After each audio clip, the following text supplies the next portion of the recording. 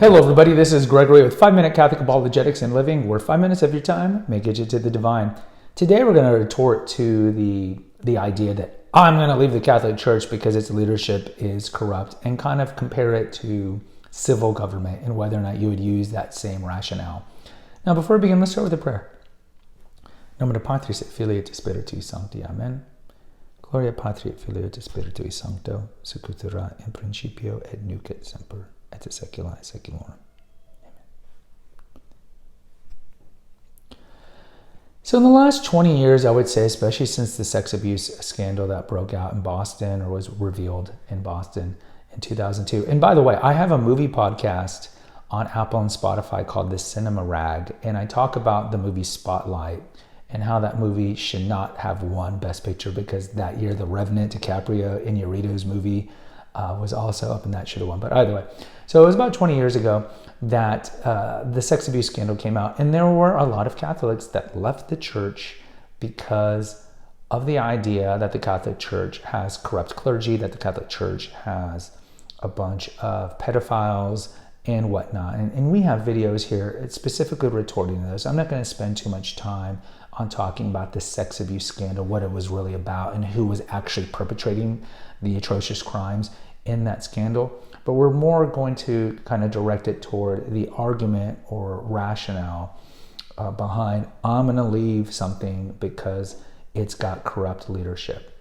Now look, I totally understand we were all revolted by the fact that this came out. I think anyone who kept up with Catholic news kind of knew that there were other bubblings of these kind of stories all throughout the world, so it wasn't too shocking. And then later on you heard about McCarrick in Pennsylvania, and of course that was not great. And recently in Chicago and Baltimore, just a bunch of places that it's coming out. The district attorney's office are doing civil investigations on this.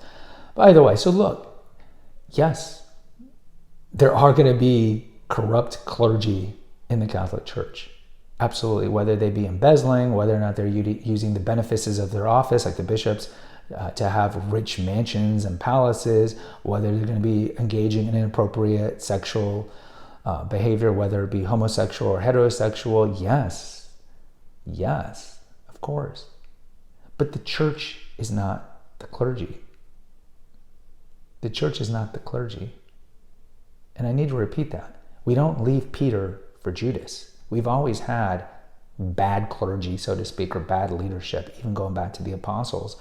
And we've had it in every century of Christendom. And even going back, every religion is going to have bad leadership.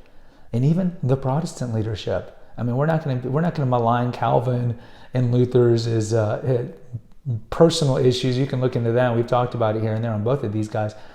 But in every Protestant group too, any large organization, there's going to be good and bad. There's going to be the wheat and the weeds, as Christ talks about in Luke. And they say, oh, should we rip out the weeds? No, you might hurt the wheat. Let's just wait till they're both mature, and then we'll harvest them both, and then we'll wrap up the bad ones and throw them in the fire, right? You know what the fire is, and then we'll wrap up the good ones. So look, let's use that same rationale with government. I think every American, this isn't pre-Watergate where we actually trusted our government. The belief that our government is good is at its lowest point. And this has nothing to do with President Biden. Our distrust of government has been pretty low for quite some time. You could certainly say since, I guess, Bush v. Gore in 2000 that these elections have been highly divisive, and no less so than the last two, which have been exceedingly divisive, and this next upcoming presidential one will be exceedingly divisive. But the idea that, I'm going to leave America because we have bad government, or we have bad leaders. No one says that. Sure, you have idiot celebrities like Alec Baldwin said that 20 years ago when Baby Bush got elected. I'm going to leave. I can't live in America that would elect Baby Bush. He didn't leave. Why? Because everybody knows, despite what critical race theory, change agent, public school history teachers want you to think, and in academia, America is the country that has the most freedom. And if you're going to leave America, where are you going to go? There's no country that affords more freedoms than America. So we understand, if you use the analogy of politics, nobody can deny, unless you're a super Kool-Aid drinking Trumpista Republican or the equivalent on the left, like Alexander Ocasio-Cortez, nobody can deny that there are a lot of bad people in politics. There's a lot of bad congressmen. There's a lot of bad people in the executive branch. You could certainly maybe even point to the presidency or whatever. But nobody's leaving America because of it. Why? Because we know these are just people that are running the government right now. And we know that there's good people like Mr. Chips, the old Jimmy Stewart character. We know that there's good people that go to government and either local or state or federal. And we know there's a lot of bad guys who just use the office just to enrich themselves, and they're engaging in a lot of heinous, immoral behavior.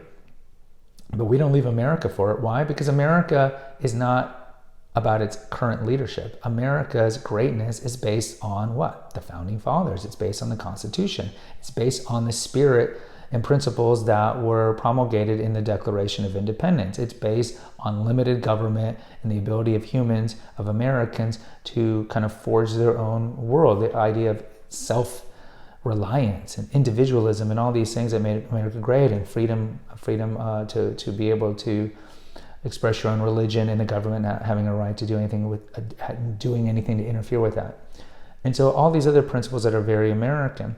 And so we don't leave America because there's bad leadership. So why are you leaving the Catholic Church? Because there's bad leadership. There's bad leadership in a lot of places. You don't look at the church, you don't judge the church by its current leadership or its leadership from 10 years ago or its leadership from 10 years from now. You judge the church on whether or not it's the true church founded by Jesus Christ. You look at its fruits, and the fruits of the Catholic Church are plentiful. If you look throughout history, I would recommend you read a book like Thomas Wood's How the Catholic Church Built Western Civilization. And I mean, you look at hospitals, orphanages, university system, the idea of human rights, all these things were cultivated by the Catholic Church and Catholic theologians. But either way, you look at the theology, you look at the history, that's what you look at when judging the veracity of the Catholic Church. You don't look at its current leadership, because unless you're like a Pollyanna idealist, everybody knows kind of intuitive. You go to some Fortune 500 company down the street, there's going to be a lot of bad guys there. But you're going to stop using their product just because there's bad guys? Then you wouldn't be buying products from anybody, whether it be your local grocery store or certainly Amazon with Jeff Bezos and all the George Soros extended universe, the open society companies, all the ones he owns. You wouldn't be buying from anything. And even you might be like, I'll just go to Hobby Lobby and Chick-fil-A because they're overtly Christian. And then what are you going to do when you find out? And there's been some rumor, some problems with Chick-fil-A recently. What are you going to do when you find out that they aren't the perfect Christian company? You're going to stop going there? Well, you know what? Then you're going to better start cultivating a garden in the back and start slaughtering pigs and cows, because you're not going to be able to shop anywhere. So I think we need to get away from this kind of hardline Pharisaic view of things and just be like, every human institution is full of good and bad people, because that's the fall of Adam and Eve. We all inherited that. And there's going to be good and bad, and all of us have gradations of good and bad in us. And so we don't leave America because of bad leadership. So you shouldn't leave the Catholic Church because of bad leadership, because there's always going to be bad leadership on some level. And so you look at the veracity, the fullness of the faith, that Christ created. He created a visible church on the giving the keys to a very flawed man in Peter. We have an episode on Peter here.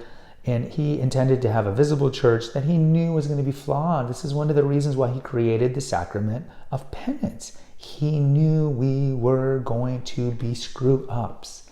And yet he still created it, and he created a visible church that continues to this day. The Catholic Church is the longest continuous institution of human history, and there's a reason for that. So don't leave the church just because there's bad seeds. There's always bad seeds in everything. Guys, post in the comments. I'd love to hear from you. Until next time, take care, God bless, and pray.